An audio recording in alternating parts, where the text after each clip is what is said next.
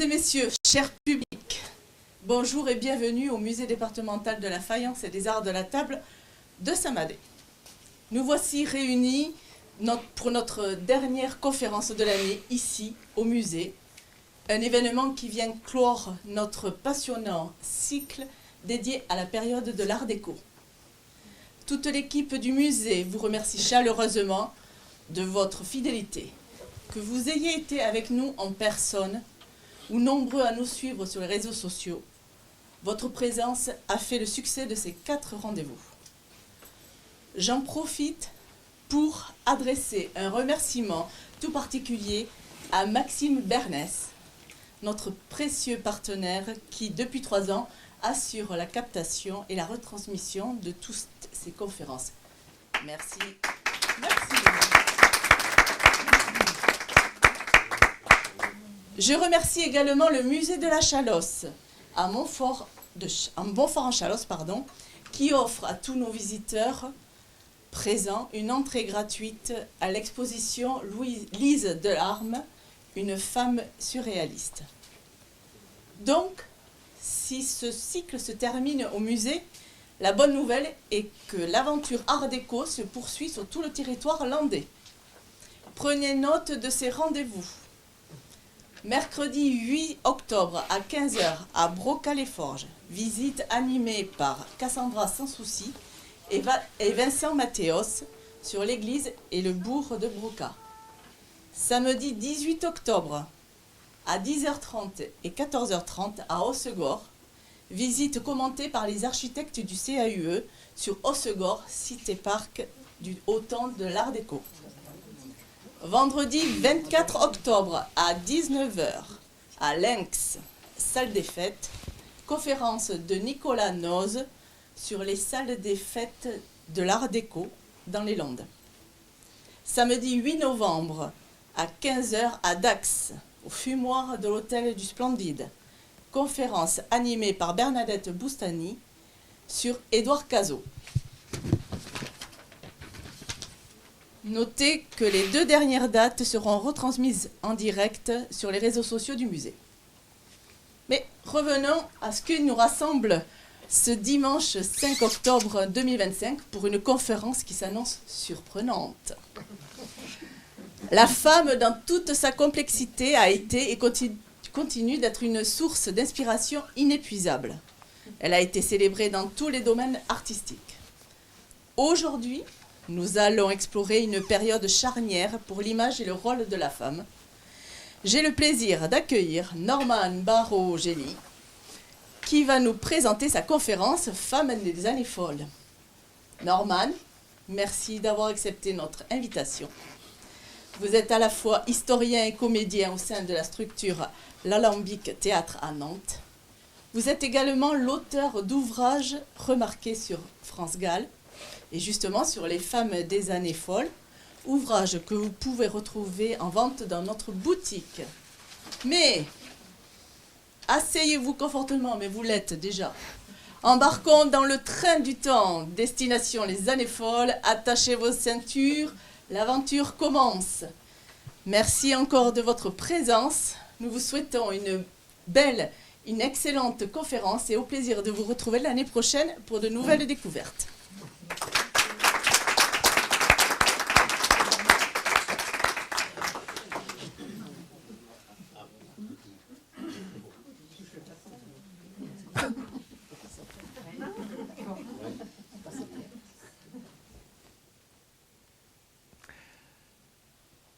C'est un phonographe. C'est un faux-nographe. Mais c'est un vrai. Parce qu'on m'a demandé tout à l'heure, est-ce que c'est un faux? Non, enfin c'est un phono, mais c'est un vrai phono. Celui-ci date de 1927. C'est comme ça qu'on écoutait de la musique pendant les années folles. Aujourd'hui, pour écouter de la musique, on sort son téléphone, on cherche la bonne application, on l'allume, après on cherche parmi les millions de titres disponibles le titre que l'on veut écouter, on l'a sélectionné et on se dit « mince, qu'est-ce que j'ai fait de mon enceinte Bluetooth ?» Donc là, on cherche partout chez soi, son enceinte, on cherche dans sa maison. Ah, ça y est, elle est là, je l'ai retrouvée. Mince, elle est déchargée, qu'est-ce que j'ai fait de mon câble? On refait le tour. Évidemment, le câble n'est pas à côté de l'enceinte, il est dans la cuisine. Bref, tout ça a pris 10 minutes. On branche son enceinte, on rallume son application, on retrouve son morceau, on appuie sur le bouton et on écoute de la musique. Retour en 1927. Il fallait alors choisir dans sa discothèque son disque favori. Ranger le précédent, ne pas le mettre à plat sur la scène parce que sinon je vais marcher dessus. Alors, qu'est-ce qu'on a envie d'écouter? Par exemple ceci. On sort le disque de sa pochette, on vérifie qu'il est bien joli, bien brillant dans la lumière. Regardez comme c'est beau, un disque 78 tours. Il fallait alors remonter la manivelle. Oui, madame, exactement, on en parlait. Pour bien faire ensuite, il faudrait changer l'aiguille. Mais je l'ai fait juste avant, on va considérer que c'est bon.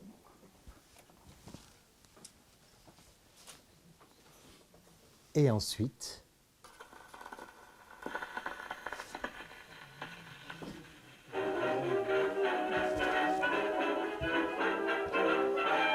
et on a d'un coup furieusement envie de danser un black bottom.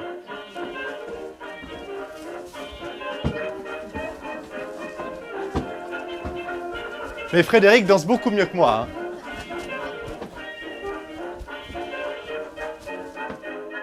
Comment? Un gramophone, vous avez dit? Alors, levons le doute. Vous me dites, c'est un gramophone. Je suis d'accord avec vous, vous faites une erreur, mais qu'il n'en est pas vraiment une. C'est-à-dire que un gramophone est toujours un phonographe, mais un phonographe n'est pas toujours un gramophone. C'est une finesse, mais il faut quand même la connaître. Certaines personnes appellent ceci un gramophone, parce que gramophone, c'est une marque de phonographe. Vous savez, c'est cette marque, je rapproche ma petite table, c'est merveilleux, dont le logo représente un chien qui écoute justement le gramophone de son maître avec ce slogan « La voix de son maître ». Et si vous appelez un phonographe un gramophone, c'est peut-être que vous faites partie de ces gens qui dites « T'as pas un Kleenex ?» plutôt que de dire « Tu n'as pas un mouchoir en papier, usage unique ?» Ou bien vous faites partie de ces gens qui disent « As-tu du coca dans ton frigidaire ?» plutôt que de dire « As-tu un soda goût cola dans ton armoire fermée et calorifugée dont le refroidissement s'effectue indépendamment de la température extérieure ?» Or, si vous dites Kleenex plutôt que mouchoir en papier à usage unique, si vous dites frigidaire ou frigo plutôt que armoire fermée et calorifugée dont le refroidissement s'effectue indépendamment de la température extérieure, c'est que vous parlez par antonomase. Ce n'est pas une insulte, c'est du grec ancien. Antonomase, ça signifie que vous désignez une chose par un nom propre, en l'occurrence une marque. Et si vous utilisez des Kleenex, et si vous utilisez un frigidaire, c'est que vous êtes des hommes et des femmes des années folles. Mais oui, la marque Frigidaire a été déposée en 1918. Et cette boîte de Kleenex a été créée en 1927. Hop là, c'est très pratique. Auparavant, il aurait fallu avoir un mouchoir en tissu, le repasser, le plier, l'empeser, le ranger. Là, hop là, et on jette. Ça va plus vite. Et c'est ça les années folles. Ce sont des années qui vont plus vite. Tout s'accélère. Alors je sais qu'on est très très savant à Samadé, mais on va quand même faire une petite mise au point. Les années folles. Quelle est cette période? Ah mais laquelle? Ah, la première. Après la Première Guerre mondiale, l'entre-deux-guerres, parfait. On est bien. Plus précisément, on va considérer que c'est la période des années 20, 1919-1929. Les années folles, c'est une bulle entre deux crises. Une bulle plus ou moins grande dans laquelle les femmes vont prendre une place et vont tenter de faire élargir cette bulle. Voilà, c'est ça les années folles. C'est vraiment une période d'insouciance un petit peu forcenée entre deux crises. Et ces années folles, je vais faire appel à notre première femme des années folles pour nous donner un petit sentiment de cette époque. Cette première femme qui va nous dire un petit peu son sentiment, c'est une poète de l'époque qui s'appelait Mireille Havet et qui a écrit un journal intime absolument passionnant qui a été publié bien plus tard. Voici ce qu'elle écrit le vendredi 19 septembre 1919. La période la plus heureuse de ma vie, la plus libre, la plus folle. Elle dit déjà folle, alors que les gens les années folles n'appelaient pas les années folles. Soyons d'accord avec cela, c'est ce qu'on appelle un chrononyme. Chrononyme, antonomasse, chrononyme, c'est compliqué cette conférence. Hein. Un chrononyme, c'est un nom qu'on donne à une période de l'histoire et on l'a donné bien plus tard, à partir des années 50, 60. Mais elle a déjà l'impression de vivre une année folle. La plus libre, la plus folle, la plus imprudente, sans doute. 21 ans. L'univers fardé de Paris. Ces femmes, ces orchestres, ces thés, ces drogues, ces rumeurs. L'avenir énorme, bigarré, lourd qui me conseille. Prends ton bon temps. Vous voyez, déjà, on a le sentiment d'une urgence à prendre du bon temps parce que est-ce que ça va durer? Les années folles répondent à une question fondamentale qui est de se dire comment survivre à la catastrophe. La Première Guerre mondiale laisse derrière elle au moins 1 700 000 Français morts sur le champ de bataille. Des centaines d'autres milliers sont venus, mais à quel prix? Et portent sur eux les stigmates de cette guerre. On les appelle les gueules cassées. Donc, la question, c'est comment faire pour survivre à cette horreur? C'est impossible. Les années folles apportent une réponse en dansant. Et ça tombe très bien, puisque avec les orchestres américains, une nouvelle danse traverse l'Atlantique et va venir apporter des rythmes syncopés, des rythmes métissés, va venir faire s'accélérer le mouvement tout entier de l'époque. Cette nouvelle danse, c'est le jazz. Le jazz qui arrive par les orchestres et qui va, on va le voir, amener différentes danses, différentes musiques qui vont vraiment venir rythmer l'époque et bousculer les couches de la société. N'oublions pas que la danse, à l'époque, est quelque chose de très important. Pendant toute la Première Guerre mondiale, les bals ont été fermés et ne rouvrent qu'à partir de 1919. Or, la danse, à l'époque, avait un rôle social. On allait au bal pour rencontrer l'autre, pour rencontrer les gens de son village ou du village d'à côté. C'était un vrai lien social. Et ça, on va le retrouver puissance 10, et notamment grâce à cette nouvelle danse qui arrive. Les années folles sont très importantes pour les femmes. Vous l'avez compris, c'est le titre de cette conférence. Mais pourquoi particulièrement pour les femmes? Comment est-ce qu'elles vont profiter de cette bulle et la faire grossir, grossir, grossir? Les femmes, lors de la Première Guerre mondiale, se sont rendues particulièrement visibles en remplaçant les hommes partis au front. À l'usine, à la campagne, dans les administrations, partout elles vont les remplacer. J'en veux pour preuve cette illustration de Paul Iribe, un caricaturiste et illustrateur de cette époque, où on voit cette femme en bleu de travail dans une usine. Cette illustration s'appelle « Elles ne sont pas toutes à Biarritz ou à Deauville ». Non, elles ne sont pas toutes à Biarritz ou à Deauville, parce que donc elles vont prendre la place des hommes. Et elles vont obtenir un travail visible. Je ne suis pas en train de dire que les femmes ont attendu la Première Guerre mondiale pour travailler. Les femmes ont toujours travaillé. Toujours. Sauf que les femmes travaillent du moment donné où elles se lèvent jusqu'au moment donné où elles se couchent. Parce qu'elles s'occupent des enfants, de l'éducation, de la maison, de la basse-cour, des animaux, de tout un tas de tâches, un nombre invraisemblable de tâches. Mais cette chose-là n'est pas nommée. Les hommes, eux, quand ils se lèvent, ils ne travaillent pas. Ils prennent leur café, servi par leurs femmes qui travaillent, et ils attendent l'heure d'aller travailler. Ils ont une heure d'embauche, ils passent la journée à travailler, et une heure de débauche. Et quand ils quittent leur travail, ils arrêtent de travailler, ils rentrent chez eux, se mettent à table, mangent leur dîner servi par leurs femmes qui travaillent et vont se coucher. Pendant la Première Guerre mondiale, les femmes ont eu accès à un travail normé, à un travail avec une heure de début, une heure de fin, avec un salaire, une fiche de paye, un travail le cas échéant syndiqué et en tout cas visible.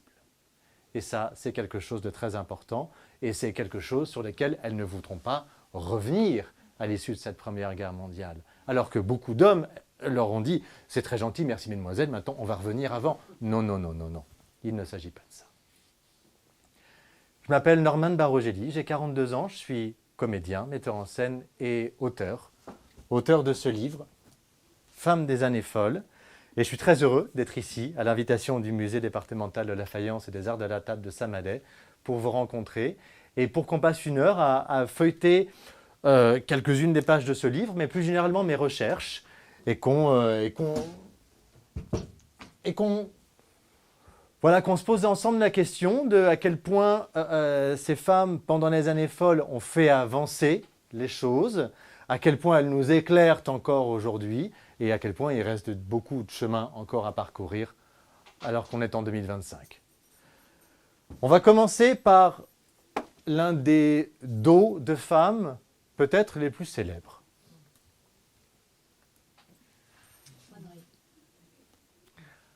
Alors, c'est Man Ray qui a pris la photo, mais c'est surtout le modèle qui va nous intéresser. Parce que le photographe, oui, mais la modèle, ne l'invisibilisons pas. Donc, cette photographie, alors, soit dit en passant, c'est la photographie la plus chère du monde.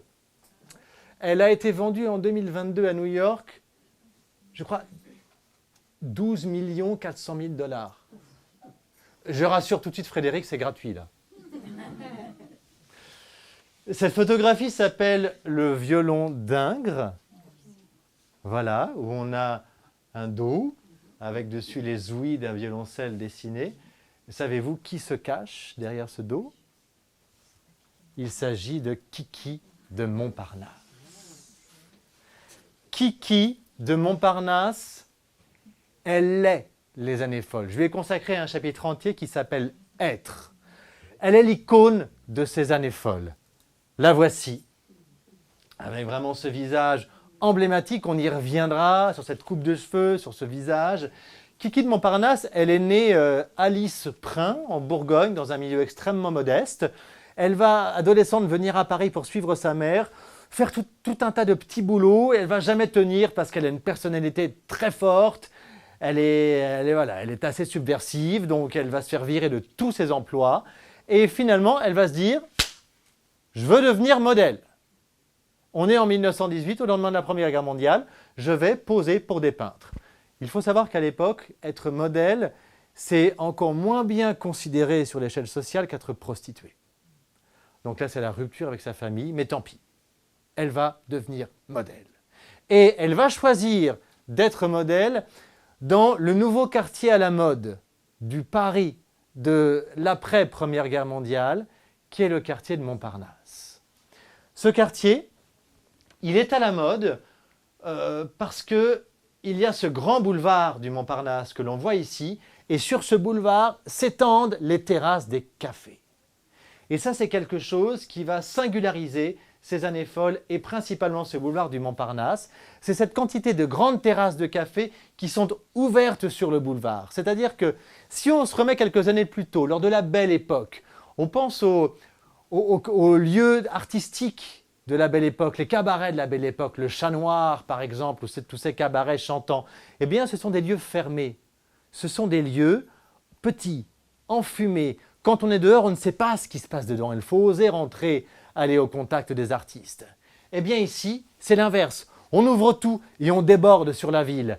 La vie déborde sur le trottoir et la ville rentre dans le café. Il y a une interpénétration comme ça entre un lieu public du café et le lieu et l'espace public de la ville.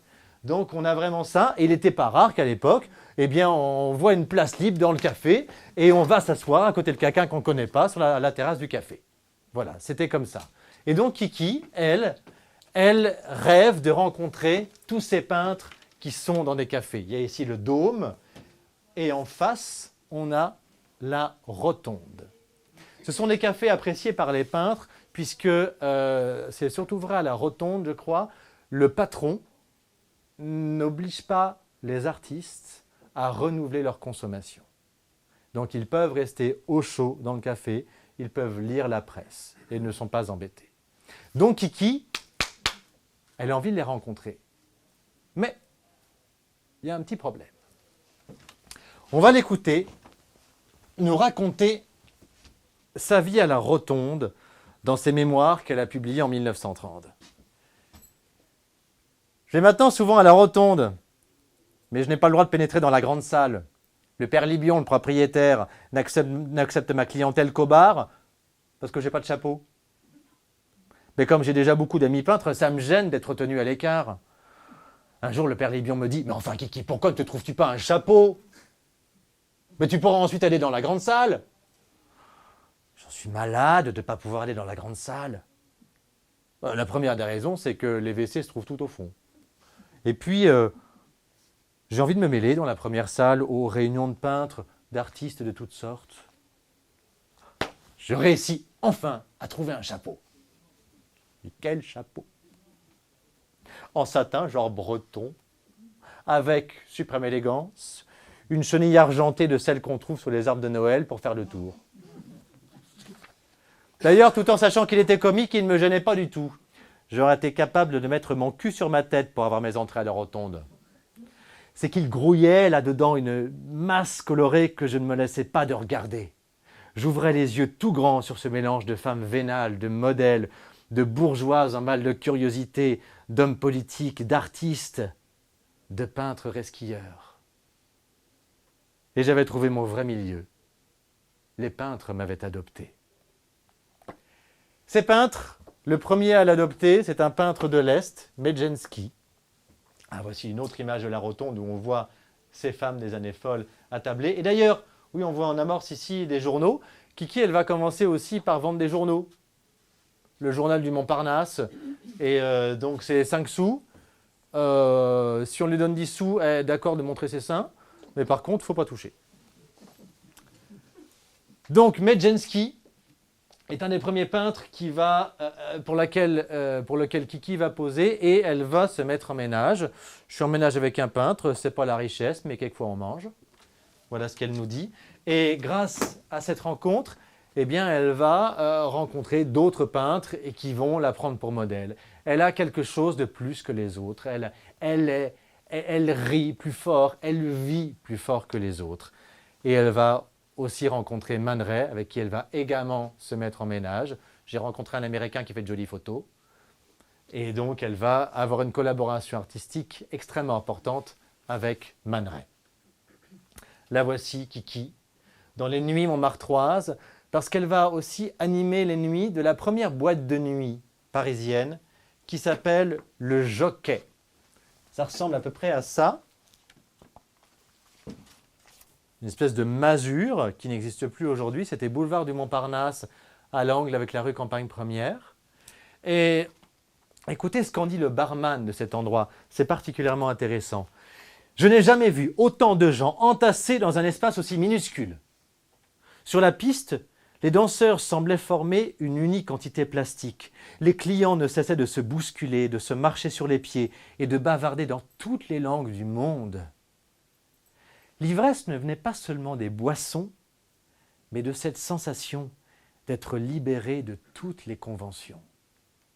Et ça, c'est quelque chose vraiment intéressant pour nos années folles.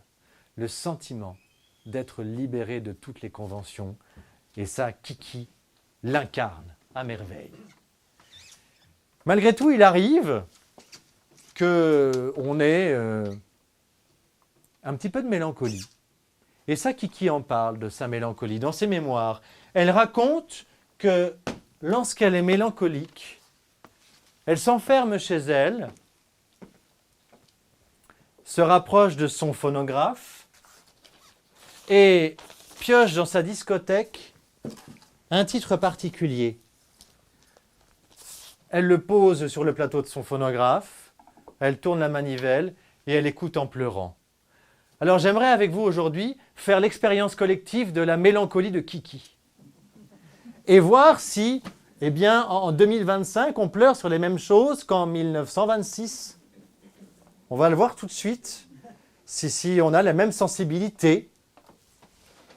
Peut-être, hein, c'est une expérience que je fais à chaque fois. Les résultats sont divers, donc j'ai hâte de voir avec vous ce que ça va donner.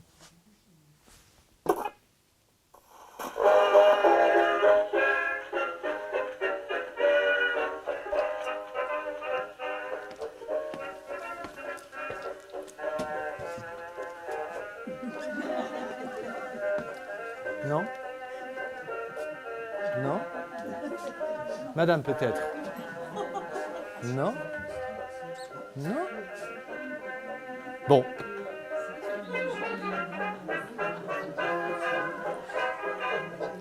Eh bien, écoutez, je pense que chaque époque a sa mélancolie. Mais ce n'est pas la même. À 100 ans d'écart, non, on ne perd pas sur les mêmes choses.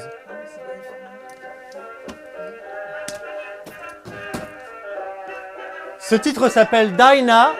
Je parle fort parce que je ne peux pas baisser le son. Ah ben non, hein, on ne peut pas tout avoir non plus.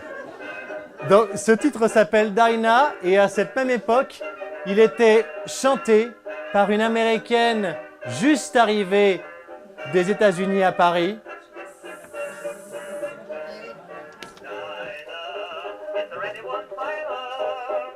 Ce n'est pas elle. Joséphine Baker. Joséphine Baker, alors bref, historique, Joséphine Baker est née à Saint-Louis dans le Missouri en 1906, dans une famille très très pauvre. À 15 ans, elle était déjà mariée 2 fois. Elle toujours dansé, très jeune, elle dansait pour ne pas avoir froid. C'est ça sa principale motivation. Sa seconde motivation, ça a quand même été très vite de se sortir de ce marasme. Et un beau jour, une troupe de comédiens, danseurs passe près de chez elle. Elle fait tout pour se faire engager. Elle y parvient et elle part, loin de son village, sur les routes, avec cette troupe. Et elle finit par arriver en 1925 à New York. Elle joue, elle est vraiment en 3e ligne à Broadway, elle est remplaçante, elle n'est vraiment pas du tout en haut de l'affiche.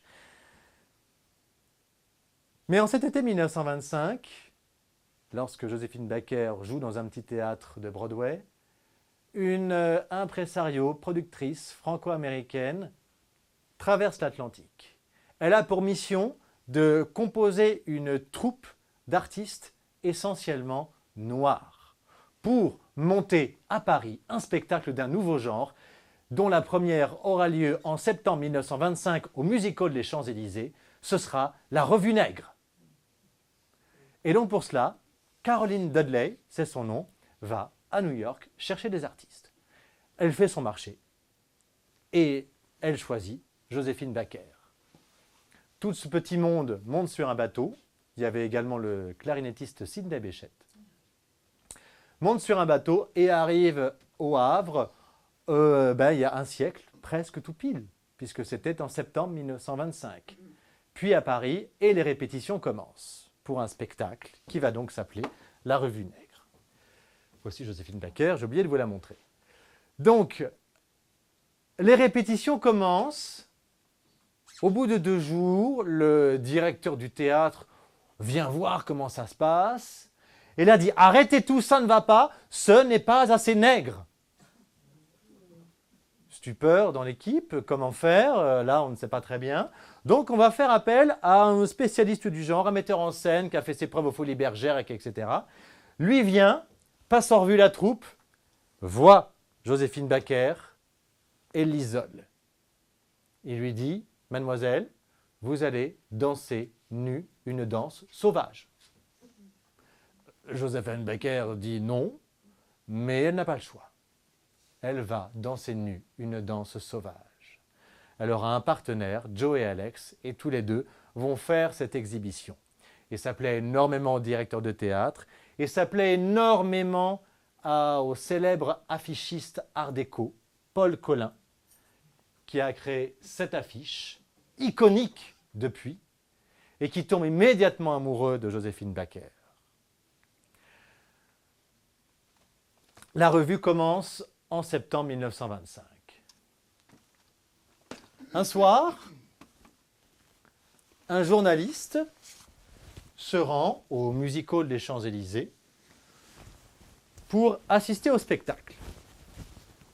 Il assiste au spectacle et le lendemain,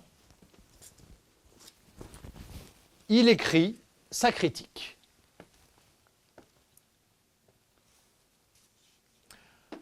On en a déjà beaucoup parlé. Il y a des gens qui sont retournés 2 fois, même 6. Il y en a d'autres qui se lèvent brusquement au bout de 2 scènes et qui s'en vont en claquant les portes, en criant au scandale, à la folie, à la déchéance, au culte des divinités inférieures. La revue commence à 10h15. Tout Paris est là, dans la salle éteinte. Et le rideau se lève. Un port, la nuit, très loin là-bas, des cargos illuminés, la lune, des marchandises sur le quai. C'est alors qu'entre en scène très vite un personnage étrange qui marche les genoux pliés, vêtu d'un caleçon en guenilles et qui tient du kangourou boxeur et du coureur cycliste. Joséphine Baker. Est-ce un homme? Est-ce une femme? A-t-elle des cheveux? Ses cheveux sont si courts, ils sont si collés sur sa tête, c'est comme si elle était coiffée de caviar. Sa voix est suraiguë, elle est agitée d'un perpétuel tremblement, son corps se tortille comme celui d'un serpent, ou, plus exactement, il semble être un saxophone en mouvement et les sons de l'orchestre ont l'air de sortir d'elle-même. Elle est grimaçante et contusionnée. Elle louche, elle gonfle ses joues, se désarticule, fait le grand écart, et finalement, elle part à 4 pattes avec les jambes raides et le derrière plus haut, comme une girafe en bas âge. Est-elle horrible? Est-elle ravissante? Est-elle nègre? Est-elle blanche? A-t-elle des cheveux ou a-t-elle le crâne peint en noir? Personne ne le sait. On n'a pas le temps de le savoir. Voyez à quel point notre ami est totalement désarçonné. Il ne comprend pas ce qu'il vient de voir. Et voyez à quel point Joséphine Baker est devenue Joséphine Baker. C'est-à-dire qu'elle a trouvé le moyen de désarçonner la charge sexuelle qu'on projetait sur elle. Bien sûr qu'on a voulu la faire danser nue. Elle représente l'exotisme, très en vogue à cette époque. Elle a accepté, mais qu'est-ce qu'elle a fait? Elle a gonflé ses joues, elle a louché, elle a grimacé, elle s'est désarticulée, elle a fait appel à la jeune fille qui avait froid dans les rues et qui dansait n'importe comment pour se réchauffer. Et voilà, et c'est comme ça qu'elle est devenue l'idole de Paris et qu'elle a désarçonné cette charge sexuelle. Écoutez ce qu'elle dit dans ses mémoires, qu'elle publie 2 ans après cet événement. J'étais l'idole sauvage dont Paris avait besoin. Après 4 années de violence, j'ai symbolisé la liberté retrouvée, la découverte de l'art nègre, du jazz. J'ai représenté la liberté de me couper les cheveux, de me promener nu, d'envoyer tous les carcans au diable, y compris le corset. Je suis passé du second au premier plan à force de loucher en musique, de jeter mes bras et mes jambes sur la tête des spectateurs. Je marche sur des talons quand cela me plaît. Je cours à 4 pattes quand cela me plaît. Je secoue tous les regards. Je vous raconte qui je suis avec mes mains, mes bras. Je rame dans l'air, je nage dans l'air, je sue, je saute, et voilà.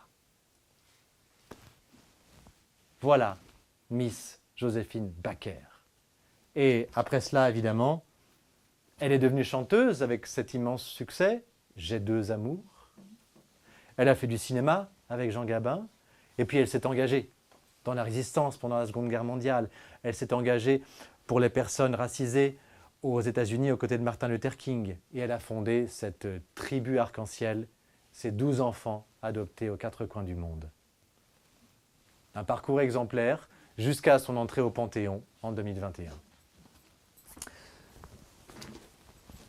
Peut-être pensez-vous aussi à cette image célèbre avec la ceinture de banane. Ce n'était pas à la Revue Nègre, c'était l'année suivante, aux Folies Bergères en 1926. Restons aux États-Unis, en tout cas avec une femme américaine. Intéressons-nous quelques instants à Mary Pickford. Mary Pickford est une actrice américaine. C'est en partie grâce à elle qu'aujourd'hui les actrices ont leur nom sur les affiches. Ça vous paraît évident, effectivement, que les acteurs et les actrices aient leur nom sur les affiches, sauf qu'à l'époque, le producteur n'avait pas pensé utile de mettre le nom des actrices sur les affiches. Sauf que, eh bien, les gens adoraient cette jeune fille. Ils réclamaient la fille aux boucles d'or. Parce qu'elle avait un jeu très moderne par rapport aux autres actrices qui venaient du théâtre et qui jouaient de façon un peu grandiloquente. Elle était vraiment très très simple dans son jeu. Donc les spectateurs réclamaient la fille aux boucles d'or. Donc Mary Pickford est allée voir le producteur et a dit « écoutez maintenant, vous allez mettre d'une part mon nom sur l'affiche et d'autre part augmenter mon cachet puisqu'on me réclame. » Mais voyez ici que Mary Pickford est avec une caméra.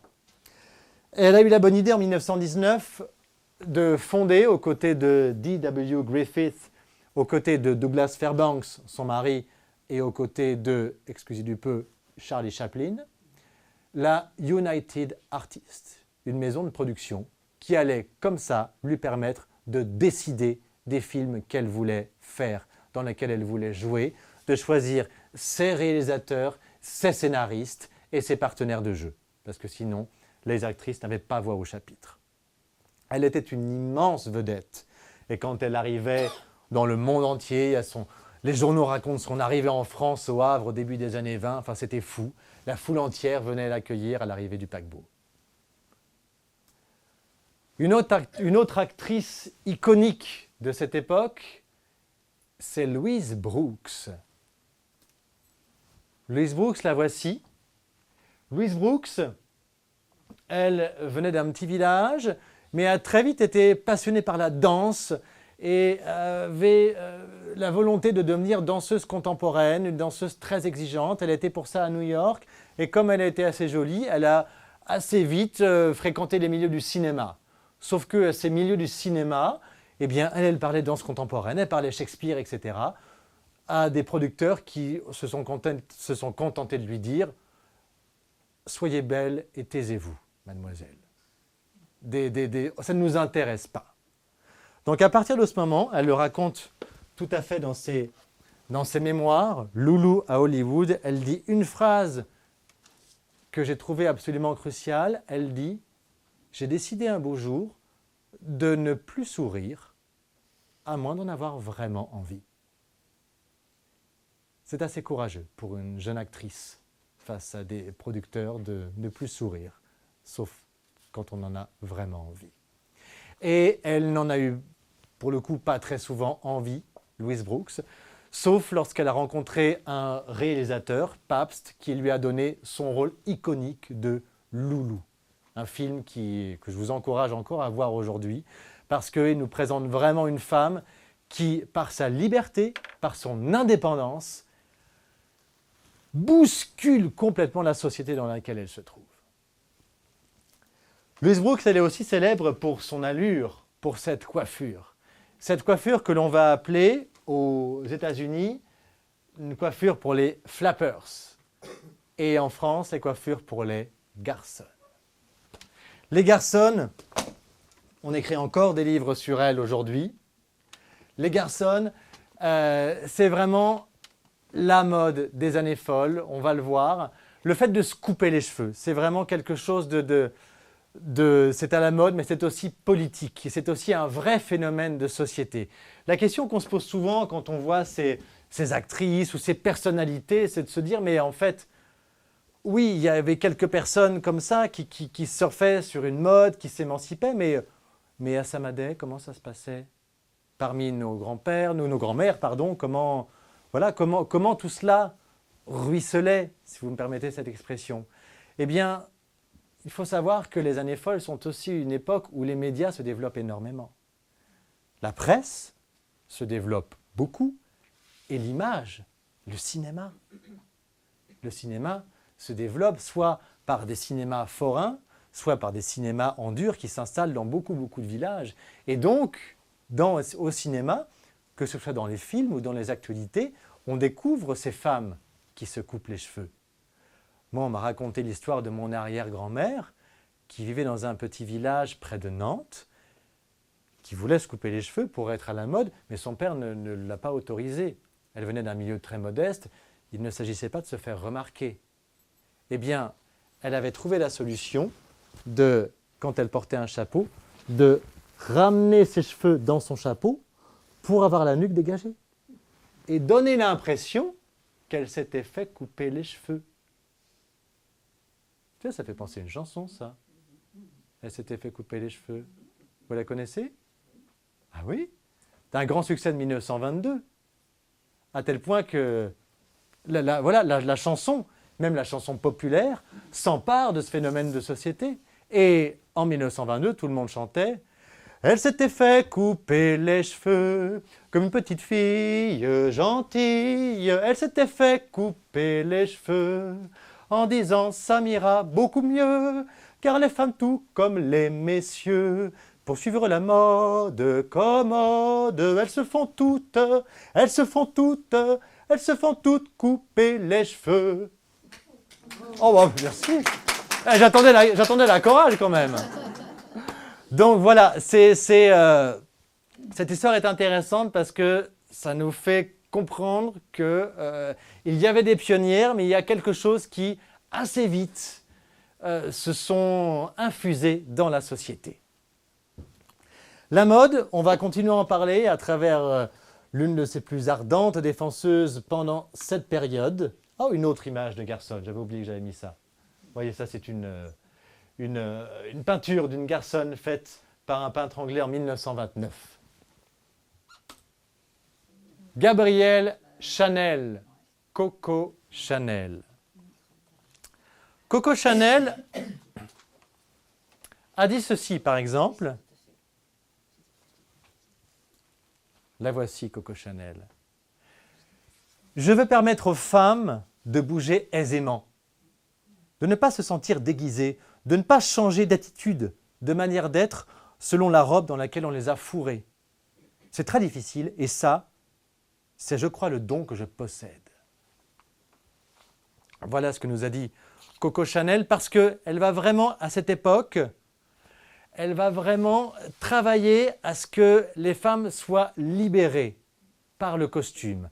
Alors, il y a la libération du corset, mais ça, ce n'est pas elle, c'est avant, c'est Paul Poiret et Madeleine Vionnet, les deux qui ont vraiment libéré la femme du corset.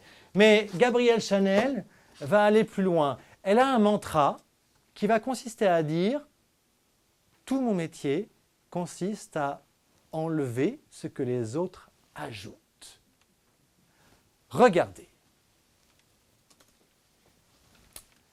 Ici, nous ne sommes pas dans les années folles.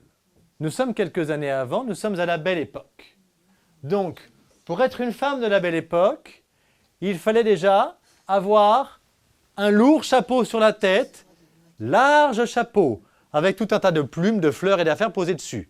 Donc déjà, ça vous stabilisait une femme. Je puis me permettre.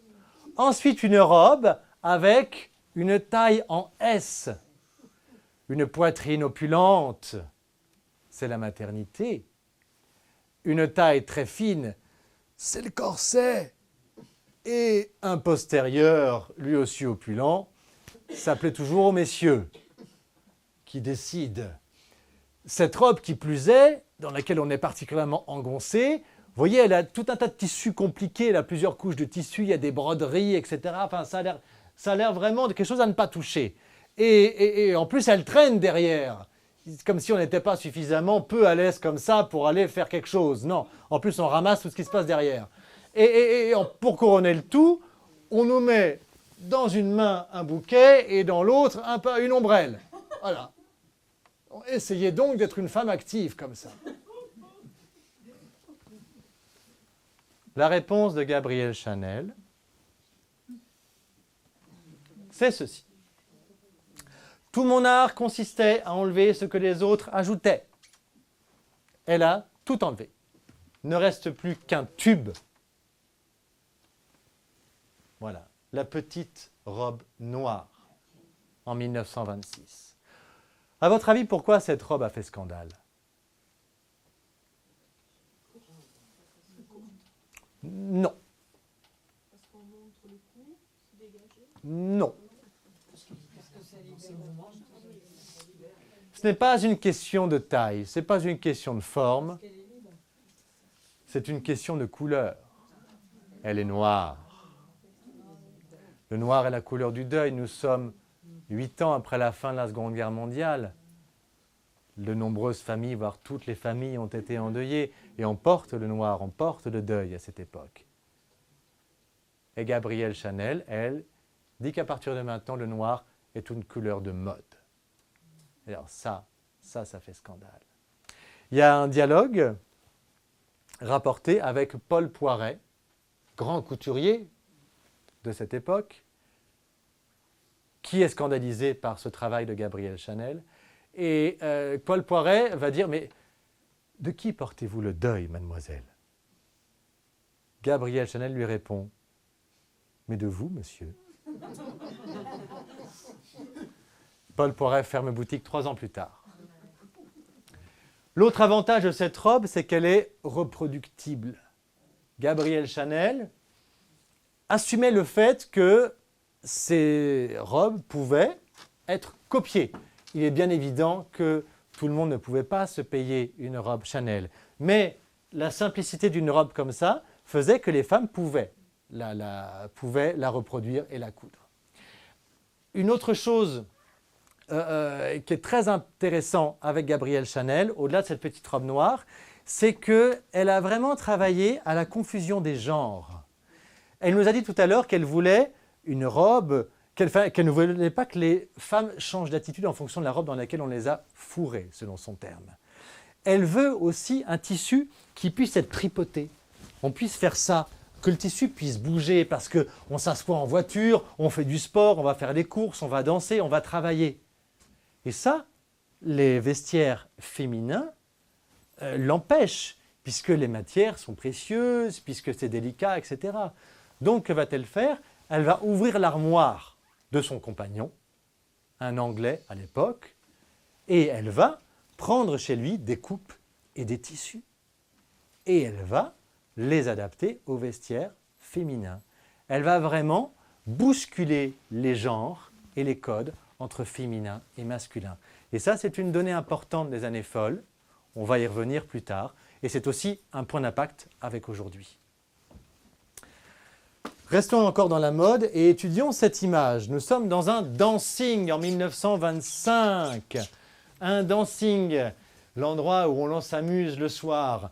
Et on peut absolument affirmer que cette image est de 1925 puisque on commence à voir les genoux. Et oui, on commence à voir les genoux. Et pourquoi en 1925 voit-on les genoux? Pourquoi comme si avant on n'avait pas besoin de ses genoux? Pourquoi en 1925 on a besoin de ses genoux d'un coup?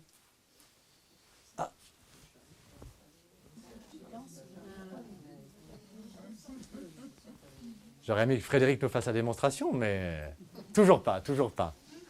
Mais voilà, on a besoin de ses genoux pour les génuflexions du Charleston. Donc, ce jazz qui arrive, cette musique, va inspirer les couturiers qui du coup, vont raccourcir les robes. Et les femmes vont avoir leurs genoux libérés.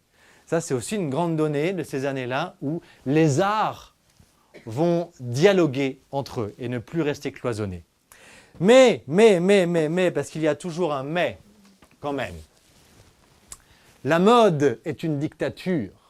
Vous voyez ces femmes, est-ce qu'elles n'ont pas l'air toutes pareilles? Et puis alors, la taille en est folle. Hein? C'est-à-dire que c'est comme ça. Hein? Ben oui, c'est un corps formé par le sport, on va y revenir. Donc on se doit d'être extrêmement mince, maigre, plus de forme. Avant, les formes étaient exacerbées grâce au corset, là on ne veut plus de forme. Et le fait d'avoir le haut du corps, la poitrine, les bras libres pose d'autres problèmes. Quand on passe une nuit à danser le Charleston au dancing, il se pourrait que l'on sue. Rassurez-vous, le déodorant est commercialisé. Et puis, c'est bien joli de raccourcir les robes. Mais alors, il y a un autre problème qui se pose. Ai-je de jolies jambes? Oh, ben oui. Et ceci, la publicité va aussi s'en emparer, notamment la publicité pour les bas Kaiser, écrit par Jean Cocteau, qui dit « Mesdames, sans bas Kaiser, vos jambes ne sont que des moyens de transport. » La délicatesse de Jean Cocteau à l'égard des femmes. Un corps forgé par le sport. C'est notre prochain chapitre. En 1911, cette tenniswoman est finaliste à Chantilly. En 1912 et 1913, je n'ai plus besoin de cette veste pour être une tenniswoman. En 1912 et 1913, cette tenniswoman remporte le tournoi de Picardie. En janvier 1914, cette tenniswoman remporte le tournoi en simple et en double mixte de Nice et de Cannes. En juin 1914, cette tenniswoman est finaliste au championnat de France. En juillet 1914, cette tenniswoman remporte en double et en mixte sur terre battue les championnats du monde. En 1919, cette tenniswoman remporte Wimbledon face à Dorothy Lambert Chambers 10-4, 4-2, 8-7. Avant le dernier set, son père lui donne un bouchon de cognac pour prendre un peu de force. En 1920, cette tenniswoman remporte Wimbledon. Pas besoin de bouchon de cognac cette fois-ci. Elle remporte à nouveau Wimbledon en 1921, 1922, 1923, 1925. Elle remporte Roland-Garros en 1925 et 1926. Au cours de sa carrière, Suzanne Lenglen remporte 171 victoires consécutives. A priori inégalées. La voici, Suzanne Lenglen. La Nijinsky de la raquette, comme on disait. Elle avait une manière bien à elle de sauter au filet, de frapper les balles, et elle avait aussi une manière bien à elle d'apparaître au monde. C'est-à-dire que Suzanne Lenglen est non seulement une icône du tennis mondial, mais aussi une icône de mode. Et ceci grâce au couturier Jean Patou, qui invente pour elle le sportswear. C'est-à-dire cette jupe plissée qui arrive un tout petit peu au-dessus du genou, une ceinture à la taille et un bandeau dans les cheveux colorés. Et donc, les femmes vont vouloir s'habiller sportswear. Et Jean Patou va inventer une ligne sportswear pour être à la ville, décontracté, comme on le serait au sport. Et aujourd'hui, vous portez des tennis, par exemple, mesdames, c'est sportswear. Les auriez-vous portés sans Suzanne Lenglen et Jean Patou? Je l'ignore.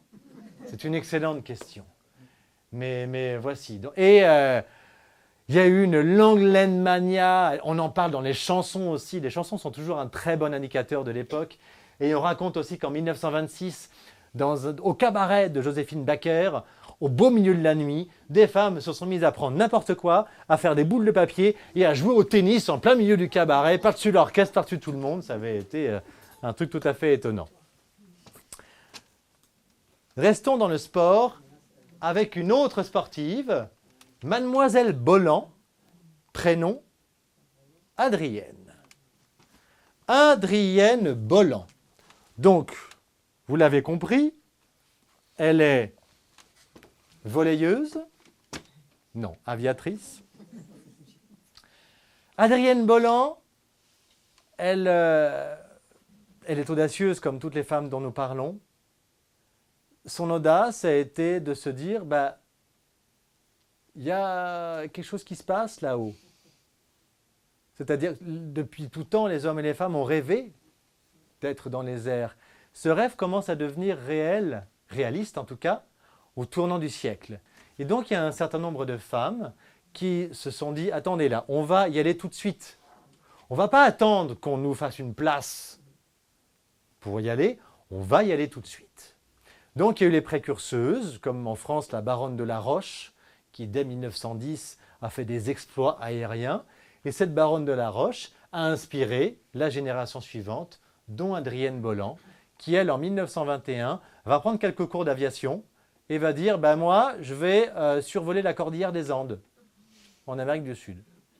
On est en 1921. Adrienne Bolland a vécu âgée et donc a pu raconter son aventure. Je vous en livre un extrait.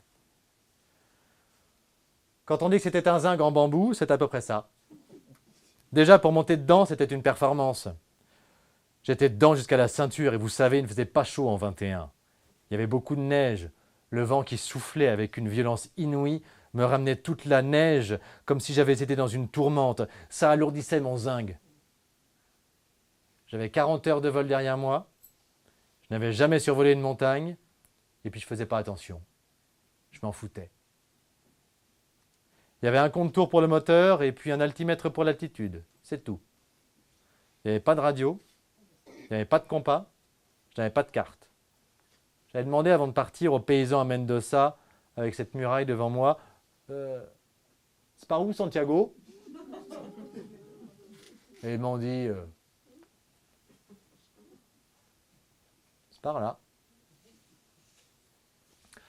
Après 4h15 de vol, Adrienne Bolland aperçoit la mer et se pose au Chili. J'étais pleine de sang quand je suis arrivé. Le sang m'avait coulé partout, par le nez, par la bouche, par les oreilles. La première chose que j'ai demandé à 10h du matin quand je suis arrivé, c'était un bon café et un miroir pour me regarder. J'avais mis des journaux pour me protéger du froid et j'avais les mains enveloppées dans du papier beurre.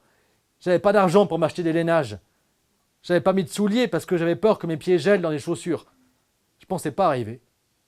Puis je suis arrivé en chaussettes.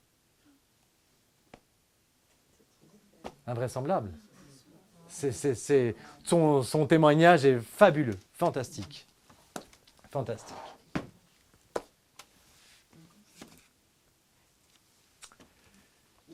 Violette Maurice, un solide gaillard.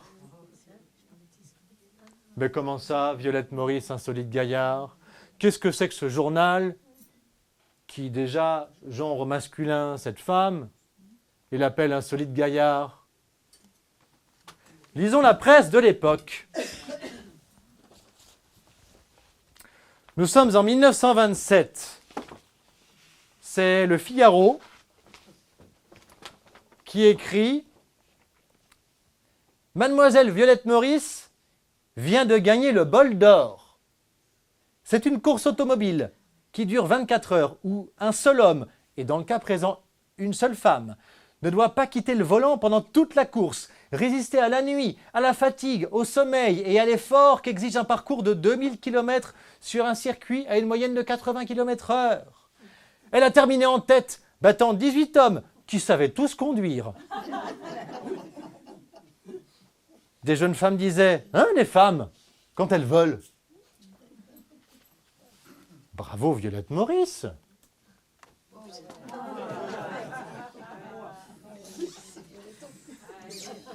Voilà Violette Maurice.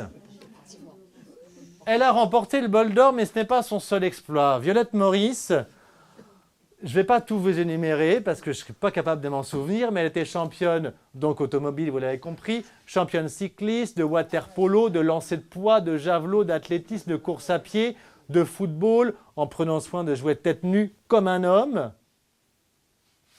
Et Violette Maurice avait aussi le don de se faire remarquer.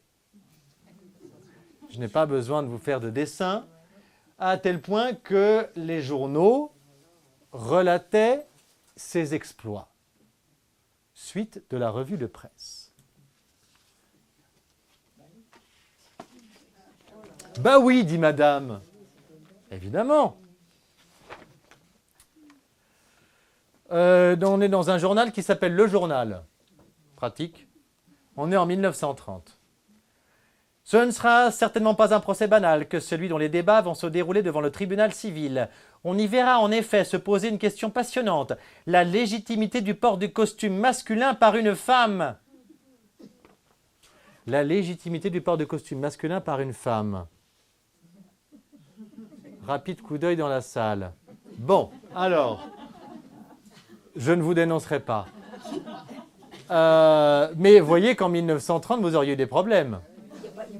On en a eu quand même, parce que moi, quand j'étais au lycée, si je l'ai pas, on n'avait pas accès aux cours. C'est ma génération qui a imposé le port du pantalon. Absolument. Et même au départ, il n'en existait même pas. Quand j'étais enfant, ma mère cherchait un pantalon pour moi, il n'y en avait pas. Et après, chez les bonnes sœurs, elle nous imposait de mettre une jupe par-dessus pour qu'on ne soit pas confondu avec un garçon. Ce que ma mère a toujours refusé. Ah oui. Oui, alors moi j'ai eu la chance d'avoir une mère un peu bon. Mais je veux dire que dans les années 50, Ouais. et même début 60, il a fallu batailler. Ouais.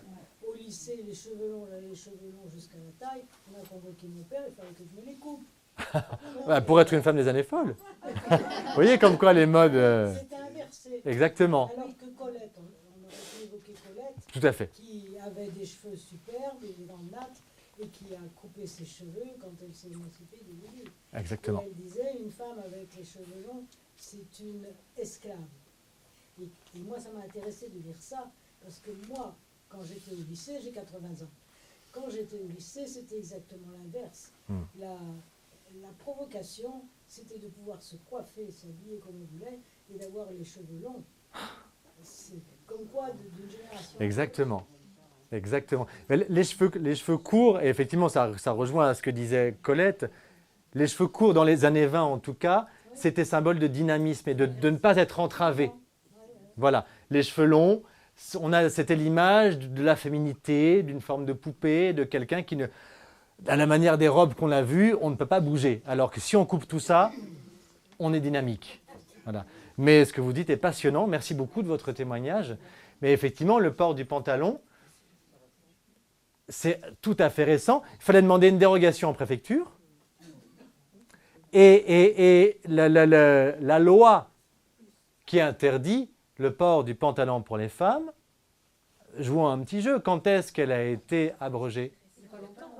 Il n'y a pas longtemps. Donnons des dates. Allez, je vous écoute. 57. Moins de 10 années 80. Plus tard. 2013. 2013. Jusqu'en 2013, mesdames, vous deviez demander une dérogation en préfecture pour porter un pantalon. J'espère que vous aviez été en règle. Donc tout cela, il s'agit du conflit qui met aux prises la championne sportive bien connue, Madame Violette Maurice, et la Fédération sportive féminine française. Cette fédération était dirigée par Alice Milia, qui était rameuse et volleyeuse, rameuse et hockeyeuse, et qui, elle, justement, a fédéré le sport féminin de façon à ce qu'il ait un poids suffisant pour figurer aux manifestations sportives, aux concours sportifs, notamment aux Jeux Olympiques. Contre M. de Coubertin, qui trouvait le sport féminin inesthétique, inintéressant et incorrect. Enfin, il aimait beaucoup les femmes aux compétitions, mais pour remettre les médailles. Voilà, c'est tout. Donc, Alice Milia, elle a bataillé pour que le sport féminin soit reconnu. Donc, elle a créé ses propres championnats et petit à petit, les femmes ont eu droit de citer aux Jeux Olympiques. Sauf que, avoir dans ses rangs Mademoiselle Violette Maurice, n'était pas une preuve totale de respectabilité, voyez-vous.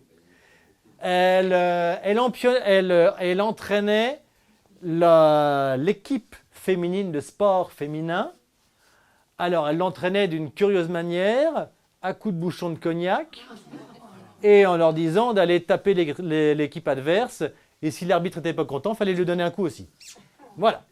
Donc, procès qui concerne le port du pantalon, mais en fait, c'est un faux argument. C'est l'entièreté du comportement de Violette Maurice qui était en cause.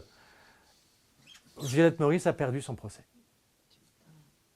Elle a donc ouvert un magasin de pièces détachées automobiles à Saint-Ouen. Elle fait encore parler d'elle en 1929 parce qu'elle subit une opération, enfin elle subit, le terme est mal choisi, puisqu'elle choisit une opération, une mastectomie. Elle choisit de se faire enlever les seins. Elle justifie cela en disant « mais ça me gêne pour conduire ». C'est comme si vous aviez un 6e doigt à une main, vous le feriez enlever. Eh bien, c'est pareil. Et vous voyez que là, avec Violette Maurice, c'est un autre phénomène qui ne dit pas son nom, mais c'est celui de la transidentité, tout à fait, dont on parle encore aujourd'hui. Voilà. Et elle est une femme transgenre, sans qu'on mette ce nom-là sur ce qu'elle était à l'époque. Poursuivons dans ces liens un petit peu flous entre féminin et masculin. On enlève ça. On n'est plus chez les sportives. On va évoquer brièvement Claude Cahun. Claude Cahun est une artiste, une photographe. Elle est proche du mouvement surréaliste. Elle vit en couple avec une femme. Et elle travaille principalement sur elle-même. Là, beaucoup de ses œuvres sont des autoportraits dans lesquels elle se met en scène ainsi, en jouant vraiment sur le genre. On ne sait, est-elle un homme, est-elle une femme, est-elle un enfant qui aurait grandi trop vite? Impossible de le savoir. Et elle-même déclarait féminin, masculin, mais ça dépend des jours. Neutre. Et le genre qui me convienne toujours. Voilà, donc là, on est totalement en présence de la non-binarité, pareil, qui ne disait pas son nom, mais qui est encore aujourd'hui un sujet présent de l'époque chez certaines personnes. Et Claude Cahun a fait un travail absolument fantastique, photographique, sur ce sujet. Claude Cahun a travaillé avec une autre femme qui est connue dans la région, puisqu'elle avait une maison à Montfort-en-Chalosse. Claude Cahun a travaillé avec la poète Lise de Harme, dont j'ai appris l'existence en venant ici. Grâce à vous, merci beaucoup. J'ai un petit peu travaillé sur elle et on va en parler un petit peu. Lise de Harme, dont venait à Montfort-en-Chalosse, elle avait une propriété, et elle venait avec ses copains dans sa propriété passer des vacances. Jusque-là, rien de particulier. J'imagine que vous aussi, ça vous arrive d'aller avec des copains en vacances dans une maison. Elle, ses copains, c'est André Breton, Man Ray, Paul Éluard, Dora Maar, Pablo Picasso, Marie-Laure de Noailles. Bon, alors, je ne connais pas vos copains, mais moi, les miens, c'est pas exactement ça. Mais ils sont sympas quand même. Une curieuse personne. C'est André Breton qui a dit cela de Lise de Harme. André Breton était fasciné par Lise de Harme. Mais ça n'a pas empêché à Lise de Harme, comme à Claude Cahun, dont on a parlé juste avant, d'être totalement invisibilisée et oubliée par le mouvement surréaliste. Ça fait que très peu de temps que l'on commence à s'intéresser à ces femmes. Le travail photographique de Cahun a été redécouvert il y a 20 ans. Lise de Harme, il y a un livre qui vient de paraître sur elle. Voilà, c'est assez nouveau. Et on a eu très vite fait de considérer ces femmes comme des muses des surréalistes, sans se poser la question de leur propre travail. Et on dit que Lise de Harme avait pour ami André Breton, mais on ne dit jamais que André Breton avait pour ami Lise de Harme. Écoutons-la nous raconter sa première rencontre avec André Breton.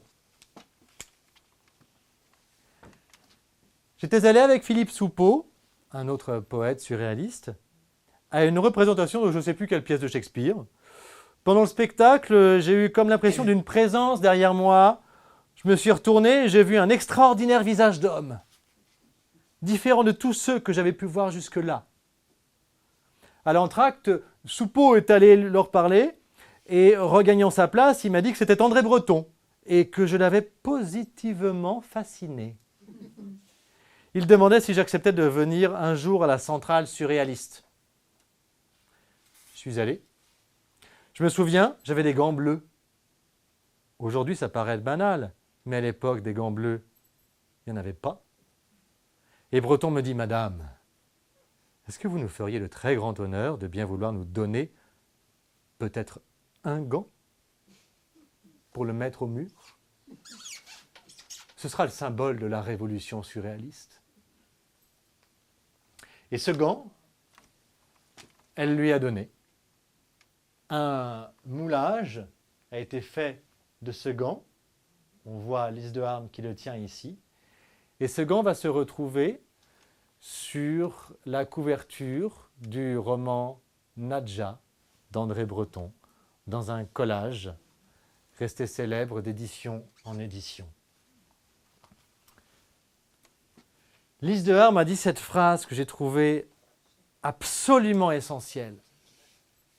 Absolument essentielle et je ne sais pas vous, mais moi j'aimerais bien que cette phrase-là que je vais vous dire, chacun dans le monde l'entende et la prenne pour lui et fasse quelque chose avec cette phrase. Elle nous dit que si une bonne fois pour toutes on comprenait que rien n'a d'importance, tout irait mieux. Vraiment, vraiment. Lise de Harme fascinait Breton parce qu'elle était surréaliste. Elle ne cherchait pas à l'être, elle l'était tout simplement. Elle est issue d'une famille très bourgeoise, mais elle a envoyé valser tous les codes de la bourgeoisie. Elle aimait le sale, elle aimait le sordide, elle aimait la souillure, elle aimait le sexe, elle aimait l'obscène, elle aimait les amants beaucoup plus jeunes qu'elle, elle aimait le scandale, elle aimait le stupre et la fornication. Et elle aimait aussi le merveilleux, le féerique et les contes de fées. Et elle a mélangé tout cela. Et ça fascinait totalement Breton et les surréalistes. Alors, elle a peu écrit pendant cette période des années folles, mais tout de même, je vais vous livrer un poème de sa plume qu'elle a écrit en 1928.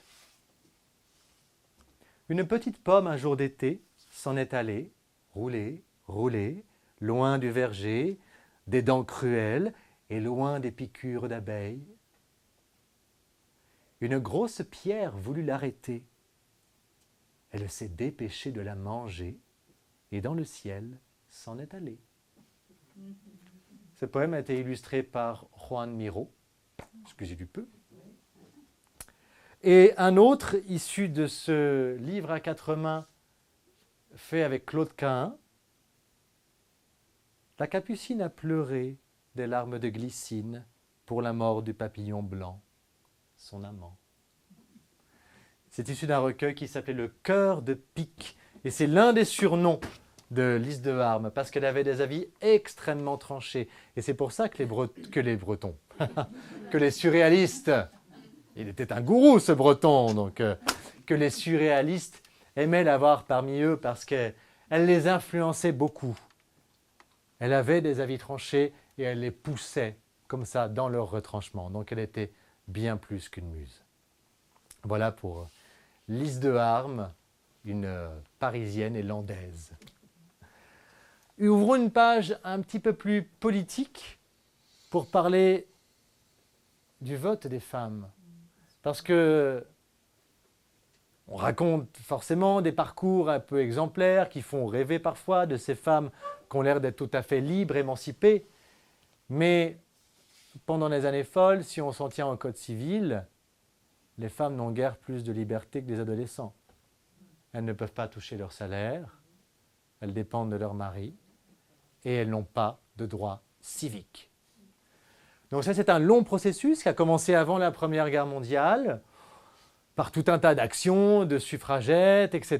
Il y avait notamment un journal féministe, non même pas féministe du reste, mais en tout cas un journal en 1914 qui avait dans ses pages déposé des bulletins de vote et à Paris avait installé des urnes pour que les femmes découpent dans le journal le bulletin de vote et le mettent dans l'urne. Et comme ça a très bien marché, ils ont dit ben voilà, les femmes peuvent voter.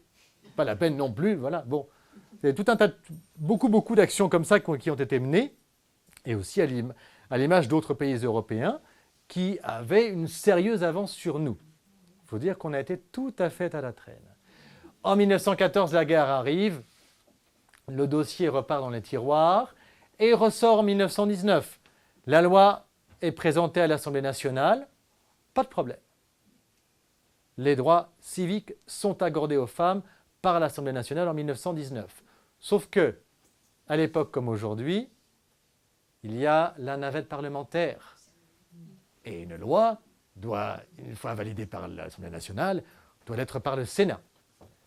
Alors ils mettent 3 ans, le chemin doit être très très long entre les deux palais, pas pourquoi, mais 3 ans. En 1922, c'est non. Pour tout un tas de raisons, plus farfelues les unes que les autres. L'une d'entre elles, c'est que les femmes seraient beaucoup trop influencées, notamment par les curés, donc elles ne seraient pas capables de décider par elles-mêmes, beaucoup trop influencées. Voilà, donc beaucoup d'actions ont été menées, des femmes se sont enchaînées rue Royale à Paris, d'autres ont offert des chaussettes aux sénateurs avec ce petit mot « Messieurs, rassurez-vous, même si nous votons, vos chaussettes seront reprisées. » Mais c'est un combat, c'est resté un combat pendant toutes les années folles. Pourtant, en 1924, 10 femmes sont élues dans des municipalités, aux élections 1925, pardonnez-moi. En 1925, élection municipale de 1925, 10 femmes sont élues. Alors, direz-vous, comment est-ce possible que des femmes soient élues alors qu'elles n'ont pas le droit d'être élues? Eh bien, c'est le Parti communiste qui va profiter d'une faille dans le système pour, dans 10 mairies qu'il était à peu près certain de gagner, demander à ce que, sur la liste du maire, figure une femme. Et par exemple, voici l'une de ces femmes qui a été élue en 1925 à Douarnenez, dans le Finistère. Elle s'appelle Joséphine Pencalette. Elle était ouvrière sardinière à Douarnenez.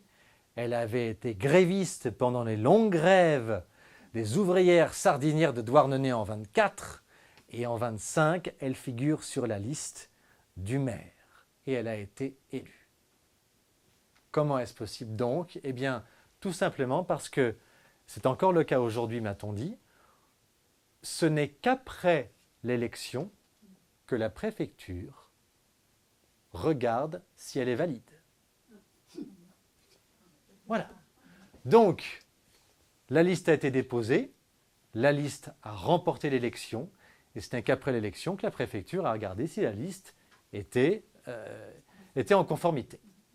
Elle ne l'était pas, donc, par conséquent, Joséphine Pencalette a été renvoyée, recours. Elle a dû être à la mairie de Douarnenez pendant 6 mois, je pense, quelque chose comme ça.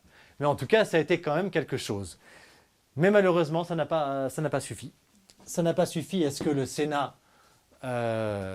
le Sénat cède, voyez, ces manifestations. L'opposition du Sénat doit cesser. Elle ne cessera jamais, puisque ce n'est qu'en 1944, par décret, que les droits civiques ont été accordés aux femmes. Par décret. C'est-à-dire qu'au moment où on se parle, le Sénat n'a jamais accordé aux femmes leurs droits civiques. C'est fou.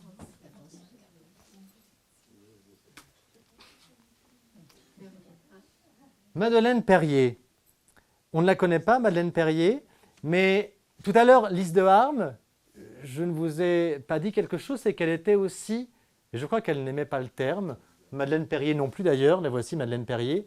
Elles étaient toutes deux salonnières, c'est-à-dire qu'elles recevaient chez elles des femmes, mais pas que forcément, hein, mais puisque là nous parlons des femmes, des femmes, des artistes, des poètes, des intellectuels qui venaient se rassembler dans ces salons par affinité sexuelle, par affinité artistique, et qui voyaient dans ces lieux eh bien, des espaces, aujourd'hui on appelle ça des safe places, des espaces de sécurité dans lesquels elles allaient pouvoir rencontrer d'autres personnes, faire du réseau.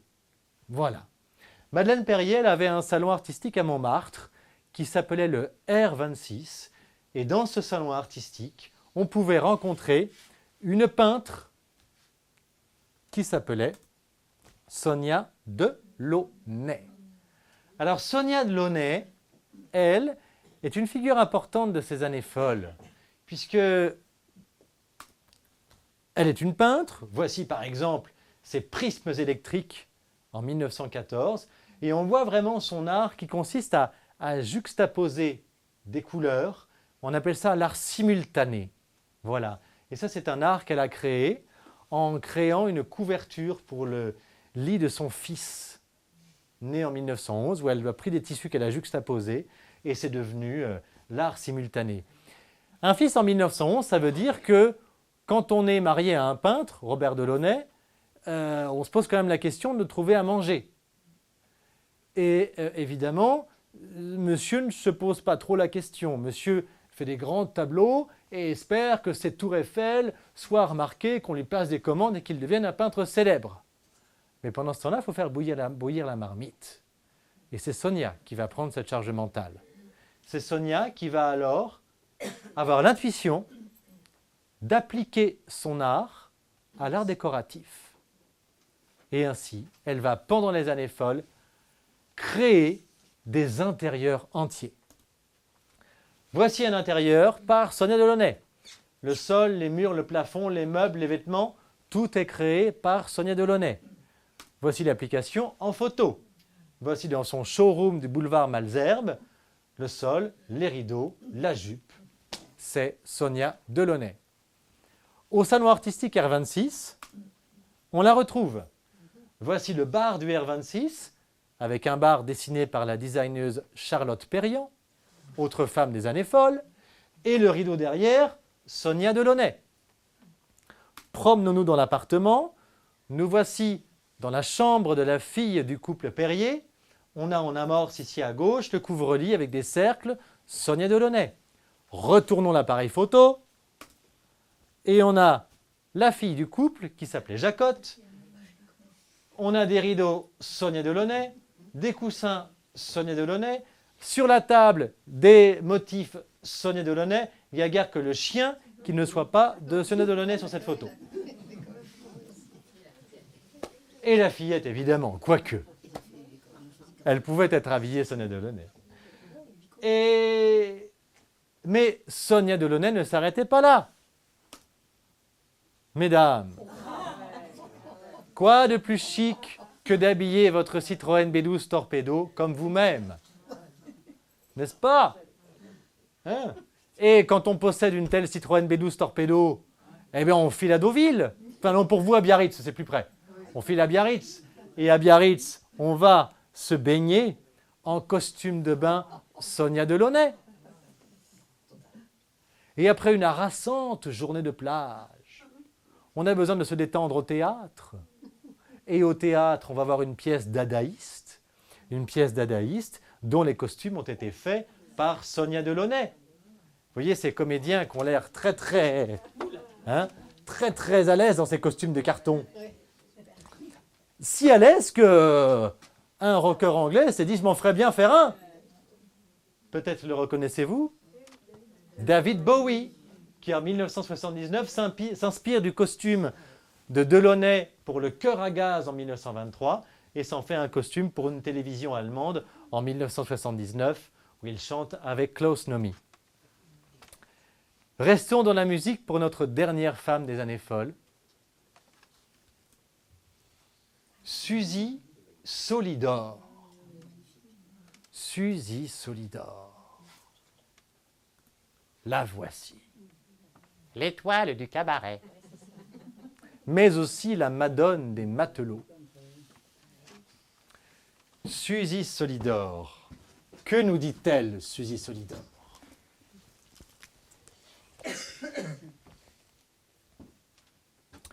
Ma mère m'a dit, ma fille est enragée, je ne peux rien en faire. C'est là où je suis parti pour être militaire. On est en 1914. J'étais la plus jeune femme de France à conduire une voiture. Elles sont plusieurs à l'avoir dit. La journée, je conduisais le général et la nuit, je conduisais les ambulances. C'était très dur car cela faisait de la peine de voir tous ces garçons de 18 ou 20 ans avec des jambes ou des bras en moins. C'était une drôle d'aventure. La drôle d'aventure, Suzy connaît ça. Elle est née à Saint-Malo, enfin à côté de Saint-Malo, à Saint-Servant, en 1900.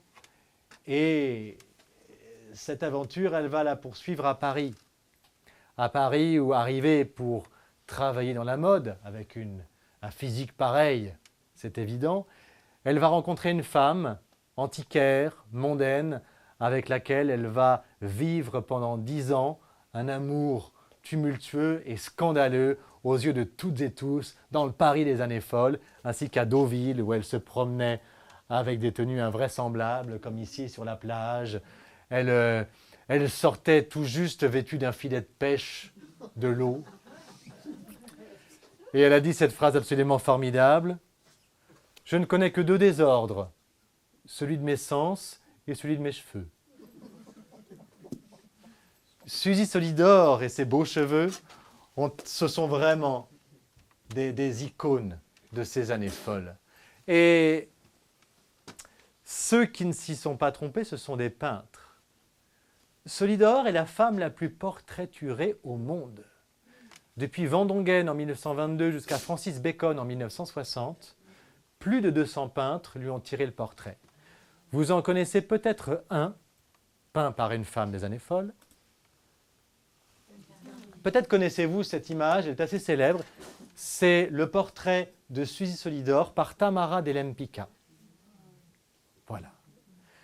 Et à la fin des années 20, Suzy quitte son Pygmalion et va s'installer au cabaret. Elle va ouvrir un cabaret et elle va chanter.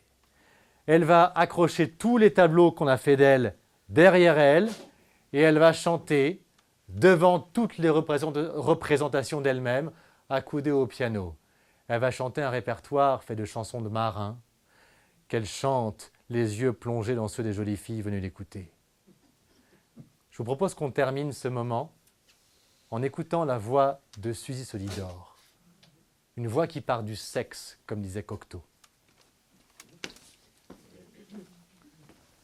Je me retourne donc vers mon fidèle phonographe.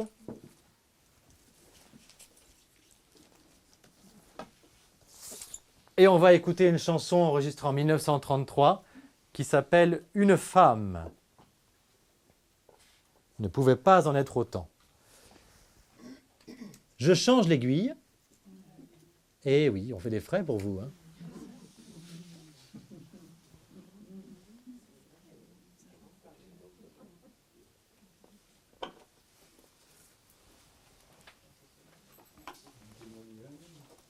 Un coup de manivelle.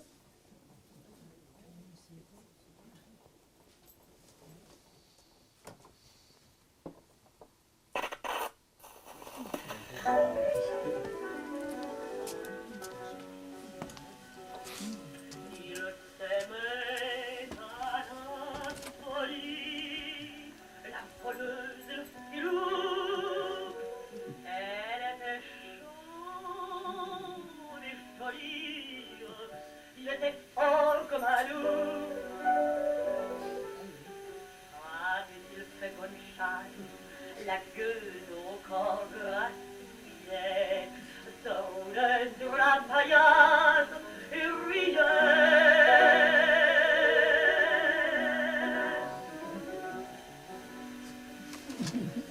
Il narguait sergents et geôles, quelle noce, quelle festin. C'était l'empereur des drôles et la reine des catins.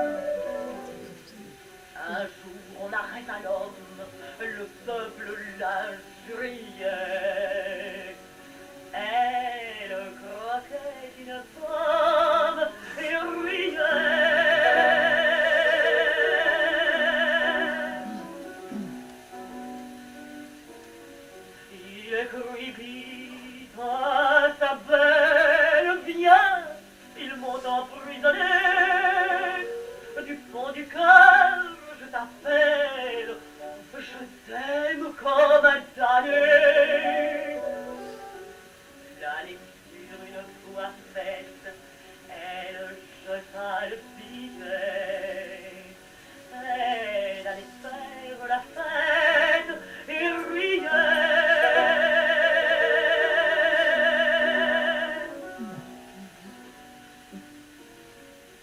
Un matin, dès l'aube pâle, on éveilla le bandit. Et quoi que ce fût un beau mal, haut et court, on le pendit. Le soir même, dans sa bouche, son amoureuse braillait. Elle buvait du vin rouge et riait.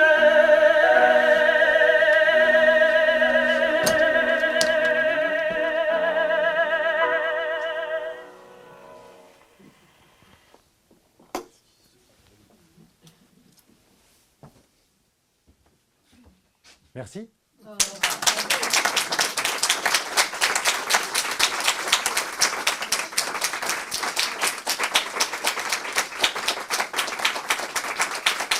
Merci beaucoup. Et merci à Frédéric pour l'invitation.